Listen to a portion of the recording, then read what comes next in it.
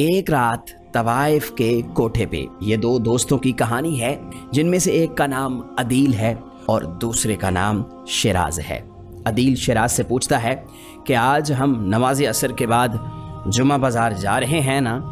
तो शिराज कहता है कि हाँ यार, आज हम जा तो रहे हैं, लेकिन इस बार प्लान थोड़ा तब्दील है। इस बार हम शबे जुमा की बजाय बाज़ार हुसन जा रहे हैं, यानी तवाइफों के अड्डे पर।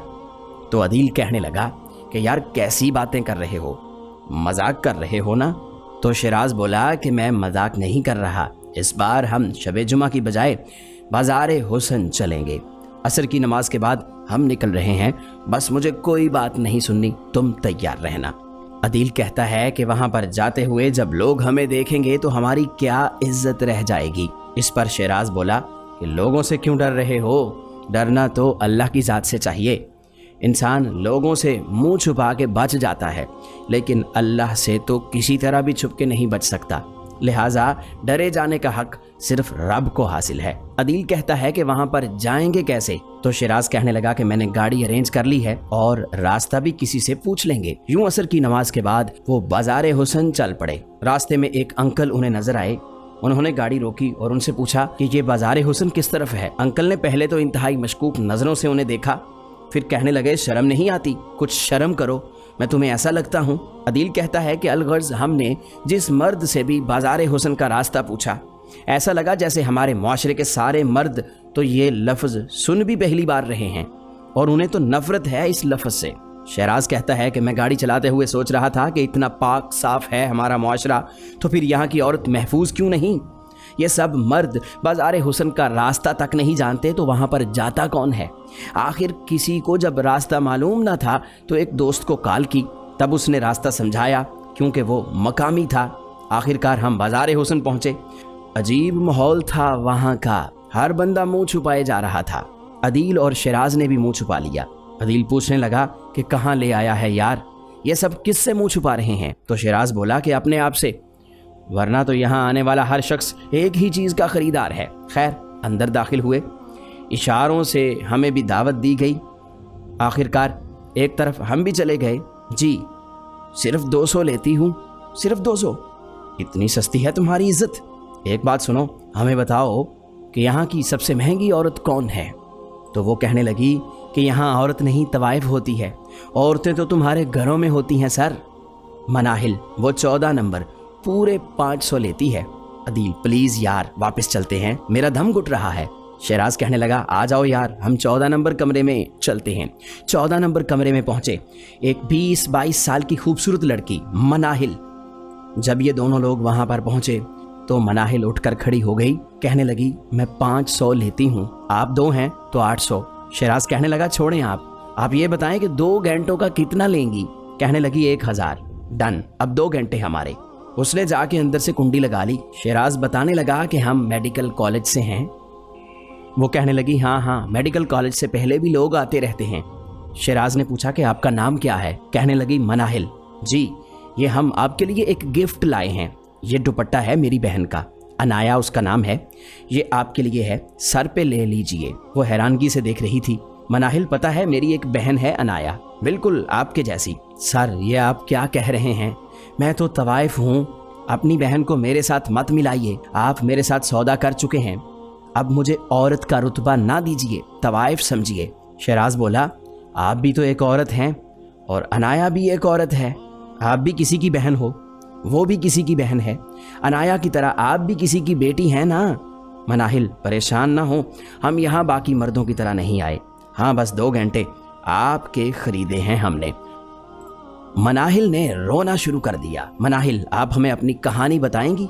नहीं बताऊंगी, आप लोग जिस काम के लिए आए हैं वो करें और जाएं।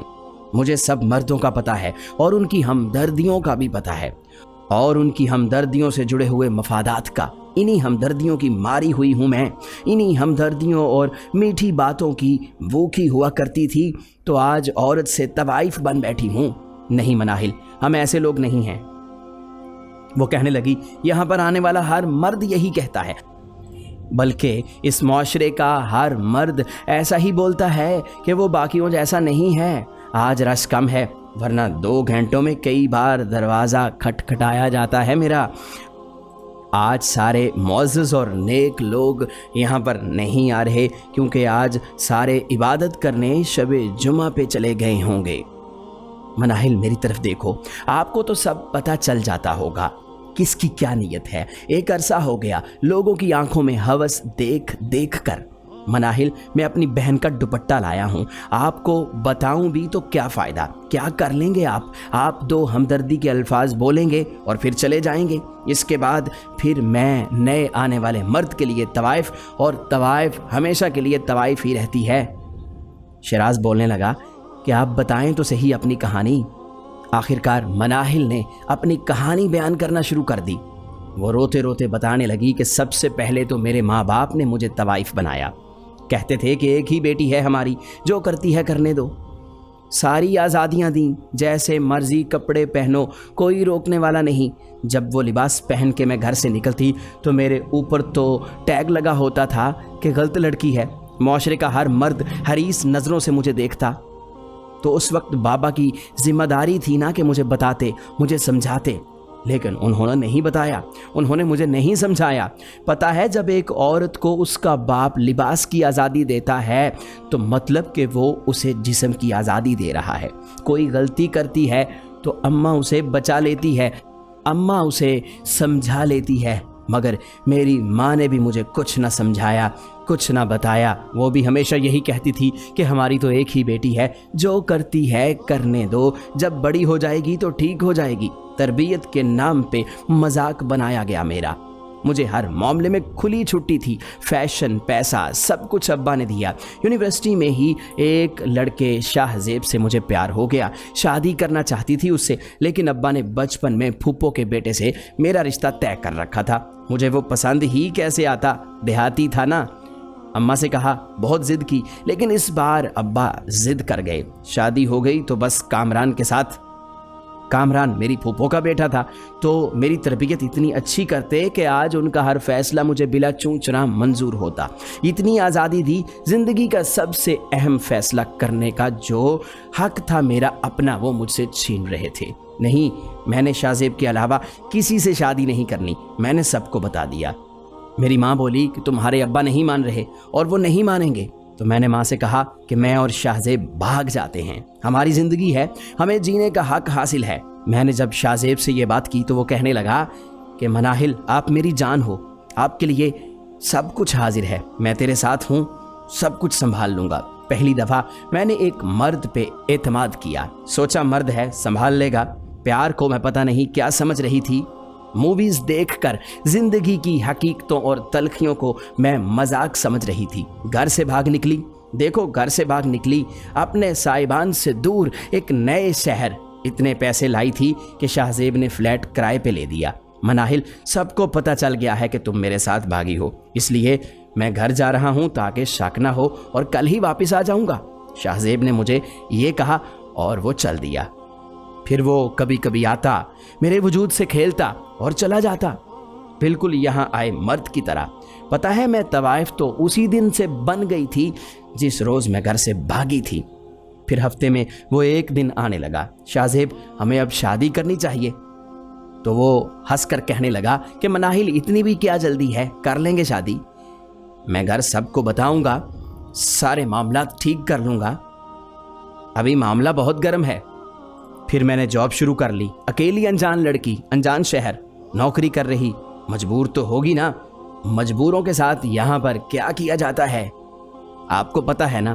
اب تو شاہ زیب مجھ سے پیسے لے جاتا تھا، کوٹھے والے اصول بھی محبت بھول گئی، ہاں وہ محبت جس میں میں گھر سے بھاگ نکلی تھی، اب وہ محبت کوٹھے پر ہونے والے کام سے بھی مجھے بدتر لگتی تھی۔ پھر کچھ دنوں کے بعد شاہ زیب نے بتایا کہ اس کا ابا نہیں مان رہا، وہ شادی نہیں کر سکتا۔ مجھے کہنے لگا کہ مناہل تم بھی گھر لوٹ جاؤ، کتنے دن یہاں پر رہو گی؟ میں نے کہا کس گھر میں، کہاں لوٹ جاؤں؟ پتہ ہے عورت جب گھر سے بھاگتی ہے نا تو پھر وہ گھر والی نہیں رہتی، محبت بھاگ گئی۔ غلط کام مرد اور عورت دونوں کرتے ہیں، لیکن آپ مجھے بتائیے کہ طوائف کا لقب صرف عورت کو ہی کیوں ملتا ہے؟ وہ مرد بھی طوائف ہوتا ہے، लेकिन यहाँ मर्द तो एक गुस्ल करके पाक साफ हो जाता है। फ्लैट का किराया कौन देता? शाहजेब के सामने मैंने हाथ जोड़े, मोहब्बत का वास्ता दिया तो वो हंस पड़ा। कहने लगा, और कितनी मोहब्बत करूं तुमसे, 2 माह हो गए हैं, मोहब्बत ही तो कर रहा हूं। ये कहकर शाहजेब वहां से चला गया। मैंने वो फ्लैट छोड़ दिया क्योंकि मेरे पास पैसे नहीं थे। मैंने सोचा कि दरबार पे जाकर बैठ जाती हूँ, वहाँ खाना तो मिलेगा। वहाँ पर जाकर बैठी तो एक खूबसूरत औरत को देखकर दिलासा देने वाले, मदद करने वाले कई लोग आ गए। एक दिन एक शख्स कहने लगा, आओ मैं तुम्हें अपने घर ले जाऊँ। और शिराज, तुम्हें क्या बताऊँ कि जिस लड़की ने अपना आंगन छोड़ा हो, अपना घर छोड़ा हो, उसे दूसरे अपने घर नहीं बिस्तर पर ले जाते हैं। वो शख्स मुझे अपने घर ले गया, यानी अपने बिस्तर पर ले गया। दूसरे दिन मुझे फिर उसी दरबार पे आना पड़ा, फिर सहारा मिला, फिर इस्तेमाल हुई। अब तो बाकायदा दरबार पे भूखे मेरा रेट लगाते, पैसे देते और ले जाते। दरबार वालों को पता चल गया, अपना कमीशन लेने आ गए। फिर मैं जो कमाती आधा खुद रखती, आधा दरबार वालों को देना पड़ता। फिर एक और रहम किया गया मुझ पर। मेरे जिस्म पर जख्मों के निशान देखे किसी ने तो वो कहने लगा, अरे यहाँ से लोग ले जाते हैं तुझे, तशद्दुद करते हैं, चल अड्डे पे, तेरी एक पहचान होगी, वहाँ पर हिफाजत में रहेगी, तेरे ऊपर तशद्दुद नहीं होगा। तो मैं यहाँ पर आ गई, पूरी तवाइफ बन गई। यहाँ तो वाकई सिर्फ पहले 10 दिन में ही मेरा सिक्का चलने लगा।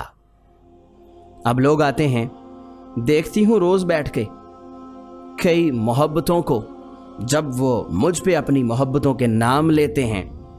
मनाहिल के आंसू गिर रहे थे, वो मुसलसल रो रही थी। शराज कहने लगा, बहना ऊपर देखो, जो भी गलतियां हो गई हैं अब वक्त है इन गलतियों को सुधारते हैं। हम दोनों यानी मैं और अदील आपके साथ हैं। मनाहिल कहने लगी कि इस गलती का अजाला नहीं होता जनाब, इज्जतों का कोई अजाला नहीं होता। ये जब चली जाए तो वापस नहीं आती, आप कुछ भी कर लें। मनाहिल, हम अब भी आपको घर देंगे, एक जिंदगी देंगे जिसमें आप वही मनाहिल होंगी, पुरानी वाली मनाहिल। तो वो कहने लगी, आप भी मुझे उन्हीं मर्दों की तरह यानी शाहजेब की तरह की जिंदगी देंगे। शराज बोला, नहीं मनाहिल, एक औरत की तरह, एक मुआशरे की बहन समझकर। क्या हम भी आपको दूसरे मर्दों की तरह खरीदार लग रहे हैं? तो वो कहने लगी कि यहां पर आया हुआ हर मर्द भूखा होता है, खरीदार होता है। जैसे एक अच्छे सौदागर को पता चल जाता है ना गाहक देखकर, इतना तो मुझे भी अंदाजा हो गया है अब तक। मैं आपकी निगाहों को समझ चुकी हूं। आपने अपनी बहन का दुपट्टा मेरे सर पर रखा, यहां आया हुआ हर मर्द भूखा है। आपने तो मुझ जैसी तवाइफ का नाम अपनी बहन के नाम के साथ जोड़ लिया। शराज बोला कि मनाहिल, अगर अभी आपको हमारे साथ चलना है तो चलें हमारे घर में, हम दोनों आपके लिए रिश्ता ढूंढेंगे। मनाहिल कहने लगी, तवाइफ से शादी? अरे आप तवाइफ नहीं, आप एक औरत हैं, एक बहन हैं, एक बेटी हैं, ये हमारी जिम्मेदारी है। मनाहिल रोने लगी, कहने लगी, मैं आपको अपना भाई बुला सकती हूँ? शराज बोला, जी क्यों नहीं, मुझे खुशी होगी। मनाहिल कहने लगी कि यहाँ पर मेरी तरह और भी कई लड़कियाँ हैं, मैं तो आपके साथ चली जाऊंगी तो बाकियों का क्या होगा? शराज कहने लगा कि बाकियों के बारे में भी कुछ ना कुछ सोचा जाएगा, फिलहाल आप हमारे साथ चलो। यहाँ पर मोहब्बत नीलाम होती है 200 रुपए में। शराज कहने लगा कि आप हमारा साथ दो, हम मिलकर निकालेंगे इन सबको, इस दलदल से हम हर एक लड़की को निकाल लेंगे इंशाअल्लाह। उसके बाद शराज ने मनाहिल के सर पर दुपट्टा दे दिया। उसकी आंखों में आंसू थे कि थमने का नाम नहीं ले रहे थे। वापसी पर अदील गुमसुम था। शराज, अब क्या करना है? शराज बोला कि अब रिश्ता ढूंढूंगा, बल्कि मुनासिब रिश्ता है मेरी नज़र में। अब्बू से बात करके इंशाअल्लाह मनाहिल का निकाह हम बड़ी सादगी से पढ़ाएंगे। अदील कहने लगा कि जिससे हम इसकी शादी करेंगे, क्या वो इसका ख्याल रखेगा? ये तो पहले ही दुखों की मारी हुई है। और फिर शराज ने अदील को बता दिया कि मैं अपने बड़े भाई को राज़ी कर लूँगा, जिसका नाम फरहान है, वो मनाहिल से शादी करेगा। और फिर प्यारे दोस्तों, ऐसा ही हुआ। शराज ने अपने बड़े भाई को, अपने वालिद को, अपनी वालिदा को राज़ी कर लिया। उसके बड़े भाई फरहान ने मनाहिल से शादी कर ली। اور وہ اتنا اچھا شوہر ثابت ہوا کہ اس نے کبھی بھی اس کی ماضی کی زندگی کے بارے میں کوئی بات نہ کی۔ اس سارے سلسلے میں یعنی شہراز کے گھر والوں کو، اس کے بھائی کو، اس کے والدین کو راضی کرنے میں شہراز کی بہن کا بہت بڑا ہاتھ تھا۔ ناظرین، یہ کہانی ہے ایک طوائف کی، جس کی زندگی ایک نیک انسان کی وجہ سے بدل گئی اور وہ طوائف سے ایک عورت بن کر اپنی عزت بحال کر کے دوبارہ اس معاشرے میں جینے لگی۔